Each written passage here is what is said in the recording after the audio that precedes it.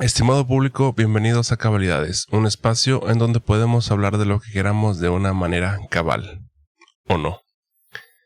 Hoy vamos a hacer algo que en la escuela mexicana es casi subversivo.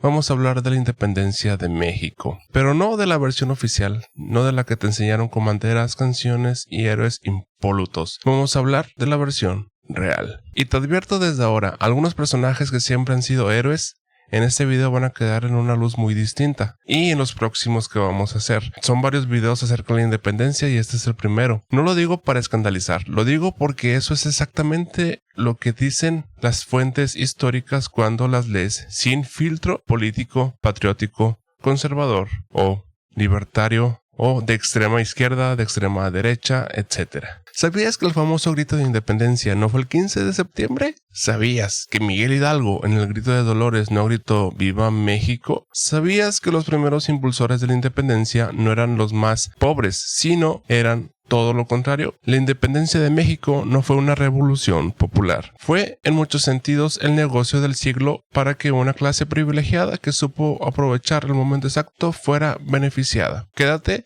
porque lo que vas a escuchar hoy te va a cambiar la manera en que ves no solo la historia de México, sino la historia de casi cualquier país. Para entender qué fue la independencia y por qué ocurrió, tenemos que entender primero en qué mundo vivía la gente de la Nueva España a principios del siglo XIX. Y la respuesta es corta: en un mundo diseñado para que unos pocos lo tuvieran todo y la mayoría no tuviera nada. Bueno, supongo que también como en el siglo XXI. La sociedad novohispana era una pirámide racial literalmente. Tu posición en la sociedad dependía de tu color de piel. En la base de esa pirámide estaban los indígenas, los negros y todas las mezclas raciales que los siglos de la colonia habían producido. 3 siglos de violencia sistemática los habían dejado sin herramientas políticas, sin recursos y sin voz. ¿Podían rebelarse? Técnicamente sí. Lo habían intentado muchas veces. ¿Qué pasaba cuando lo intentaban? Los aplastaban con una eficiencia brutal. España sabía muy bien cómo mantener el orden en sus colonias, con una mano de hierro que no temblaba al momento de ejecutar, azotar o confiscar. Y piensa, ¿por qué los más explotados no pudieron liderar su propia revolución? ¿Qué hace que una clase social sea tan vulnerable que no puede ni siquiera imaginar un mundo distinto? La respuesta histórica es incómoda. Los siglos de opresión no solo quiebran el cuerpo, quiebran la imaginación política. Las masas empobrecidas de la Nueva España estaban paralizadas, no por cobardía, sino por algo mucho más profundo, la desesperanza aprendida. Habían sido doblegadas tantas veces que simplemente no podían ver una salida posible. Ahora, en la cima de esa pirámide, habían 2 grupos que sí tenían poder, dinero y visión política: los peninsulares, o sea, los nacidos en España, y los criollos, los hijos y nietos de españoles, pero que nacieron en América. En papel, ambos grupos eran españoles, legalmente eran iguales, pero en la práctica había diferencias que los criollos les quemaban el ego con fuego lento. Los peninsulares tenían el prestigio automático de haber nacido en la madre patria. Los criollos, aunque ricos, aunque cultos, aunque dueños de minas y haciendas, siempre cargaban con una sombra: habían nacido en América. Y eso, en la mentalidad colonial del siglo XIX, importaba muchísimo. Se decía que los peninsulares podían reconocer a un criollo en España solo por cómo hablaba y cómo olía. Literalmente decían, según las crónicas, olían a América. Sea lo que sea que eso significara. Sea lo que sea que eso significara. Sí, así de profundo era el desprecio. Y ese desprecio acumulado durante décadas sería uno de los detonadores de todo lo que vino después. Obviamente, con otras implicaciones y contextos y aportaciones a esta olla de presión llamado Independencia de México. Durante los siglos, los criollos de la Nueva España habían sido fieles súbditos de la corona española, y con razón.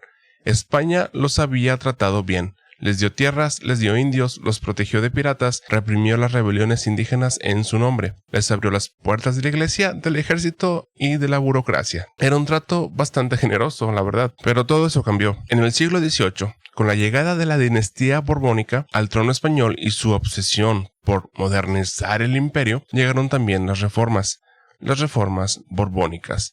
Ese es el momento exacto en que algo se rompió entre España y sus criollos. ¿Qué eran estas reformas? En esencia, España decidió que ya estaba harta de que sus colonias fueran un paraíso de la evasión fiscal y la corrupción institucionalizada. Porque hay que ser claros aquí, durante siglos, toda la cadena administrativa en la Nueva España era una red de corrupción perfectamente aceitada, desde los funcionarios reales hasta los frailes.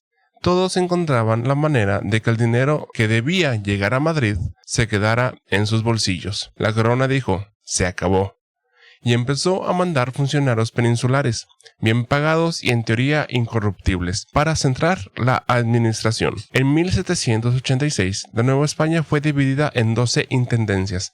Los intendentes tenían poderes enormes, económicos, políticos y sociales, y su trabajo era exactamente lo que los criollos más odiaban: cobrar lo que se debía de cobrar. Ahora, piénsalo desde la perspectiva de un criollo rico de Guanajuato. Tú eres dueño de minas, llevas décadas reportando menos producción de la real para pagar menos impuestos. De repente llega un funcionario peninsular que no acepta sobornos y te dice, señor, tiene usted que pagar lo que debe. ¿Cuál es tu reacción? La de los criollos novohispanos fue predecible: la rabia. Y esa rabia necesitaba una narrativa para justificarse. No podían decir simplemente, es que me están cobrando lo que debo y eso no me gusta. Obviamente no, eso sonaba muy mal. Necesitaban un discurso más noble. Y ahí es donde entra la Ilustración. Y hasta este momento, piensa cuántas revoluciones en la historia han comenzado con un discurso de libertad, que en realidad era un discurso sobre el bolsillo. Piénsalo. Los criollos que empezaron a leer a Locke, a Rousseau, y descubrieron que había un vocabulario perfecto para envolver su inconformidad en términos de derechos universales, soberanía popular y libertad natural. Pero seamos honestos, esos criollos no se despertaron una mañana con una epifanía de justicia social. Se despertaron con una carta de cobro. Otro golpe durísimo llegó con la expulsión de los jesuitas en 1767. La Compañía de Jesús había sido el principal motor educativo e intelectual de las colonias. Sus escuelas producían a los pensadores criollos más brillantes, y cuando España los expulsó, los criollos lo interpretaron como algo más que una medida administrativa. Los interpretaron como una declaración de guerra contra su identidad cultural, porque los jesuitas también les decían algo que era revolucionario en ese contexto: que la fe católica no necesitaba a España para existir, que la iglesia y el imperio no eran la misma cosa, y eso era una bomba de tiempo. Para los criollos novohispanos, el mundo exterior se estaba convirtiendo en un manual de instrucciones.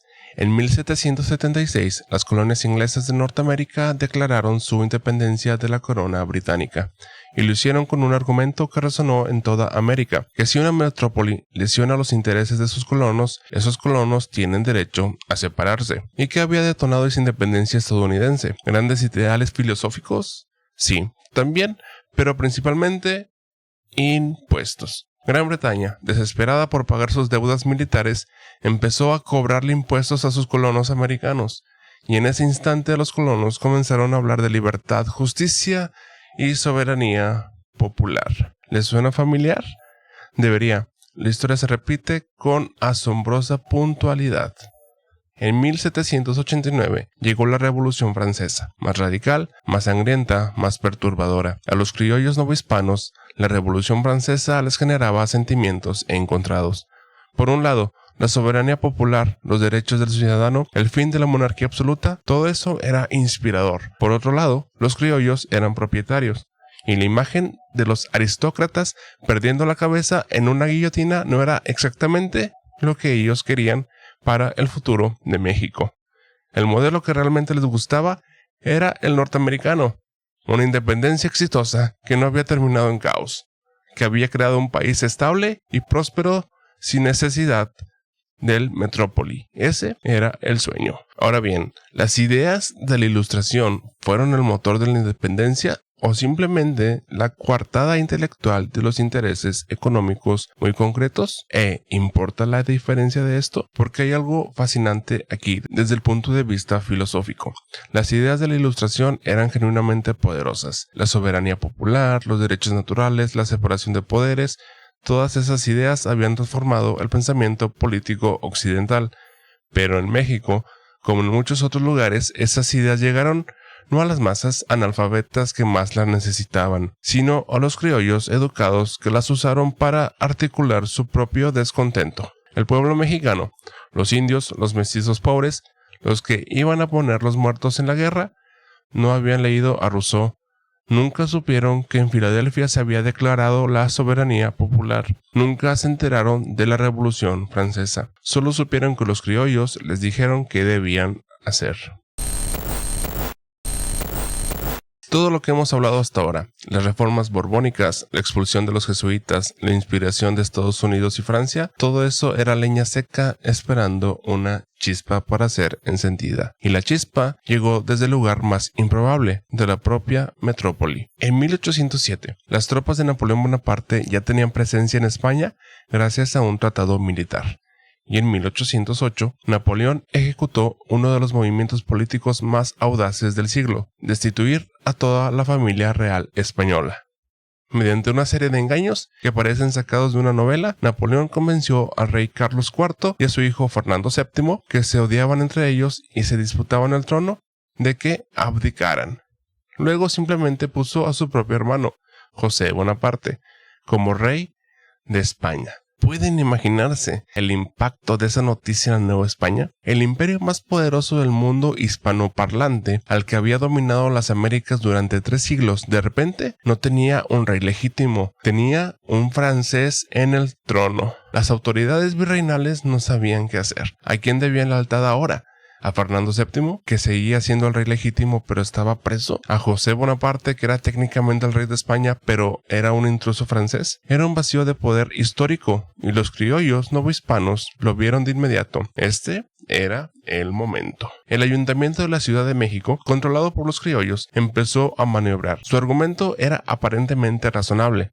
Si el rey está ausente, alguien tiene que gobernar. Propusieron crear una junta ciudadana que asumiera la soberanía de manera provisional mientras se resolvía la crisis en Europa. El virrey José de Iturrigaray, hombre ambicioso y susceptible a las adulaciones, se mostró receptivo. Los criollos del ayuntamiento calculaban bien: si el virrey se proclamaba gobernante autónomo, ellos estarían a su lado repartiéndose el poder. Los peninsulares, que no eran tontos, vieron exactamente lo que estaba pasando y reaccionaron con rapidez y violencia. En un golpe de mano, los funcionarios peninsulares destituyeron al virrey, encarcelaron a los criollos conspiradores y, en la prisión, asesinaron a uno de los ideólogos del movimiento, el licenciado Francisco Primo de Verdad. El resultado de ese golpe, que en vez de apagar la llama, la avivaron.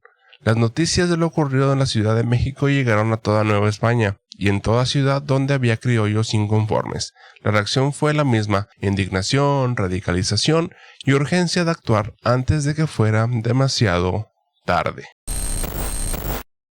Después del golpe contra el ayuntamiento de la Ciudad de México, los grupos de conspiradores empezaron a multiplicarse por todo el territorio novohispano. Y aquí es donde necesito que prestemos atención, porque lo que viene ahora rompe completamente el mito del héroe popular desinteresado. ¿Quiénes eran los conspiradores? Veámoslo sin el filtro del libro de texto. Primero, eran blancos todos. Pertenecían a la élite criolla que se sentía desplazada por los peninsulares. Vivían bien, nunca habían conocido la explotación real y no estaban exentos del racismo de la época, como ningún criollo de ese tiempo lo estaba. 2 ciudades se convirtieron en los centros principales de la conspiración: Valladolid, la actual Morelia, y Querétaro. En Valladolid, el grupo estaba más orientado a la acción militar. Ahí estaban personajes como José Mariano de Michelena, Ignacio Allende, militares criollos, orgullosos de su rango, frustrados porque los peninsulares siempre ocupaban los puestos más altos. En Querétaro, el grupo tenía una vena más política. Ahí se reunían personajes de perfiles muy diversos: clérigos, regidores, militares. Josefa Ortiz de Domínguez y su esposo, el corregidor José Miguel Domínguez. Juan Aldama y un sacerdote de un pueblo pequeño llamado Dolores, en la intendencia de Guanajuato. Se llamaba Don Miguel Hidalgo y Costilla. Miguel Hidalgo, el héroe máximo de la independencia mexicana, el padre de la patria, el hombre cuya imagen aparece en billetes y murales monumentales. ¿Qué sabemos más allá del mito? Era un sacerdote ilustrado. Había leído a los filósofos franceses, hablaba varios idiomas, era culto, carismático y tenía una capacidad extraordinaria para conectar con la gente común. con sus feligreses indios y mestizos del pueblo de Dolores. Y esa capacidad de conexión con el pueblo, es exactamente lo que hacía valioso para los conquistadores criollos su participación. Y piensa, ¿puede alguien ser genuinamente heroico y al mismo tiempo estar actuando en beneficio de los intereses muy concretos? El contexto cambia la naturaleza moral por la acción. Los conspiradores fueron descubiertos por el espionaje virreinal, alguien a quien la historia oficial llama traidor, entre comillas, pero desde otra perspectiva simplemente fue leal a la corona. Filtró la información. En la madrugada del 15 al 16 de septiembre de 1810, Hidalgo recibió el aviso de que la conspiración había sido delatada. Los planes cuidadosamente elaborados durante meses se venían abajo. En ese momento, Hidalgo tomó la decisión más importante de su vida: no escapar, no esperar, sino que adelantar la rebelión. Bien, llegamos al momento, el 16 de septiembre de 1810. No el 15, el 16.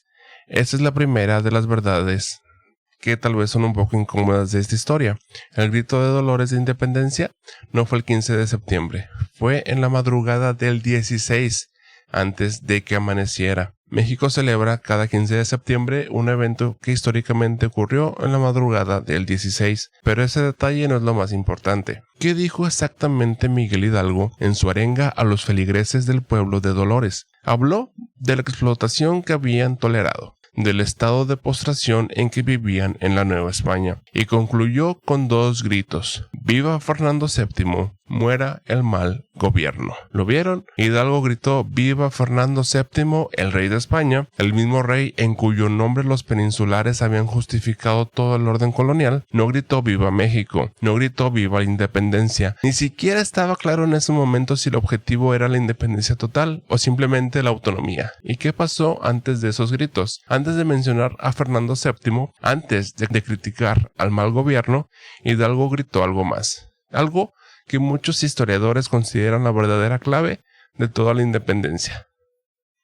Gritó: ¡Viva la Virgen de Guadalupe! No fue un acto de fe espontáneo, fue un acto de manipulación magistral. Hidalgo conocía a sus feligreses, sabía que los indios y mestizos del pueblo de Dolores no iban a morir por los intereses de los criollos de Querétaro y Guanajuato, pero sí iban a morir por la Virgen de Guadalupe, por su madre espiritual, por el símbolo más profundo de su identidad religiosa y cultural. La Virgen de Guadalupe, en el estandarte de Hidalgo, fue un engaño magistral.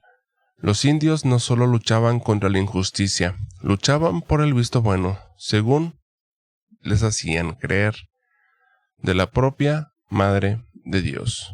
Sin ese estandarte, sin esa invocación, el pueblo de Dolores probablemente habría escuchado el discurso de Hidalgo con educada indiferencia. Ignacio Allende, el brazo militar de la conspiración, lo sabía, y aunque le preocupaba que usar a las masas pudiera desencadenar una violencia incontrolable, calculó que era el único camino posible, así que lo aprobó: el sacrificio de los desposeídos en beneficio de los privilegiados. El grito de Dolores comenzó algo que nadie había calculado del todo. El cura Hidalgo tenía quizás unos cientos de feligreses esa madrugada, pero en los días siguientes ese número creció con una velocidad que dejó perplejos a propios y extraños. Indígenas, mestizos, peones, artesanos, gente que nunca había empuñado un arma, que no tenía un adiestramiento militar, que llevaba décadas acumulando un odio ancestral contra el orden colonial, se sumó a la marea. El ejército de Hidalgo no era un ejército en el sentido moderno, era una corriente humana, una fuerza de la naturaleza más que una fuerza militar, y como toda fuerza de la naturaleza, fue devastadora. La toma de la Alhóndiga de Granaditas en Guanajuato es el símbolo perfecto de lo que fue ese movimiento en su primera fase. Un edificio donde se habían refugiado españoles y criollos con sus familias y sus riquezas, un asedio brutal, y al final, una masacre. El propio Allende, que había probado usar las masas, quedó horrorizado. Eso era exactamente lo que temía. La violencia no distinguía entre peninsulares y criollos. La violencia simplemente era violencia. Y aquí aparece una de las paradojas más dolorosas de esta historia. Los criollos que iniciaron el movimiento habían calculado usar al pueblo pobre como instrumento, pero el pueblo pobre tenía su propia agenda. su propio odio, sus propias cuentas por cobrar. No eran marionetas, eran seres humanos con siglos de opresión acumulada, y cuando finalmente les dieron permiso de romper el orden, rompieron todo. El movimiento independentista se dividió rápidamente. Por un lado, los criollos que querían un cambio político controlado que sustituyera a los peninsulares en poder pero que mantuviera el orden social, y por otro lado, las masas de desposeídos que querían algo mucho más radical: revancha social, tierra y dignidad. Esas dos agendas nunca fueron plenamente compatibles, y esa contradicción seguiría siendo el motor de la historia mexicana durante siglos.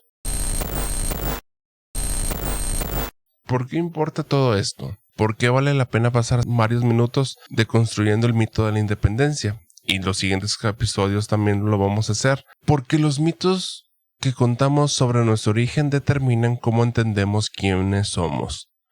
Y si ese mito está construido sobre medias verdades y omisiones convenientes, entonces nuestra comprensión de quiénes somos también es una media verdad. La independencia de México fue real. La valentía de muchas de las personas que participaron en ella fue real. El sufrimiento de las masas que murieron en esa guerra fue absolutamente real. Pero la narrativa que hemos heredado, la de los seres puros que sacrificaron por el bien del pueblo, esa narrativa es una construcción posterior. Es el relato que necesitaba México en el siglo XIX para crear una identidad nacional cohesionada. Era comprensible, era de cierta manera necesario, pero esa no es la verdad completa. La verdad completa es que la independencia fue impulsada principalmente por una élite criolla que defendía sus privilegios económicos, que utilizó las ideas de la Ilustración como cobertura intelectual, que manipuló los sentimientos religiosos de los más pobres para que murieran en una guerra que, al final, cambió quién estaba en la cima de la pirámide, pero no destruyó la pirámide misma, y los de abajo de la pirámide no subieron arriba. Los indígenas, que murieron con el estandarte de la Virgen de Guadalupe en la mano, siguieron siendo explotados después de la independencia. Solo cambiaron sus explotadores.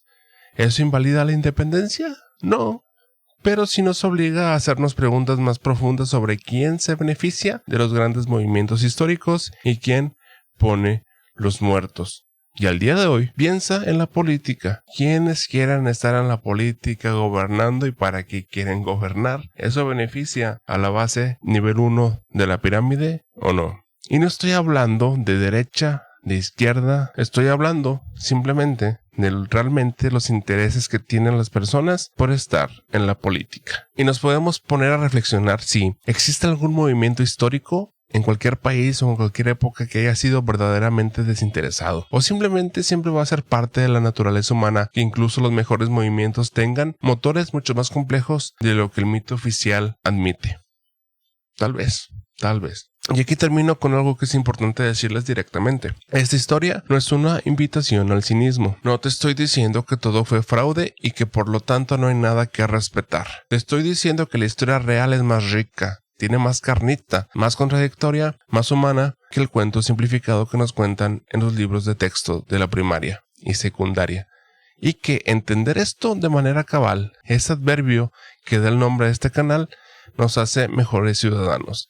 Y no todo lo que mencionemos y vamos a mencionar va a ser cabal, por eso la introducción termina con o no, porque somos humanos y nos vamos a equivocar. Pero si entendemos cómo se construyeron los mitos del pasado, podemos identificar mejor los mitos del presente. Si este video llegó a algo nuevo para ti, si te hizo ver la independencia de México con ojos distintos, me alegra. Eso es exactamente lo que busca Cabalidades. En el próximo episodio de esta serie vamos a seguir el hilo, lo que pasó después del grito de Dolores, cómo el movimiento se transformó, qué papel jugaron los personajes como Morelos y por qué la independencia finalmente llegó en 1821, y eso fue en muchos sentidos la traición más elegante de toda esta historia. Te invito a que dejes tu comentario y tu opinión aquí abajo en la cajita y en todas mis redes sociales. Sígueme como Josafat Moya, en Instagram como Cabalidades Podcast. Si tienes algo que agregar, corregir, debatir, hazlo. Es el lugar para hacerlo en los comentarios.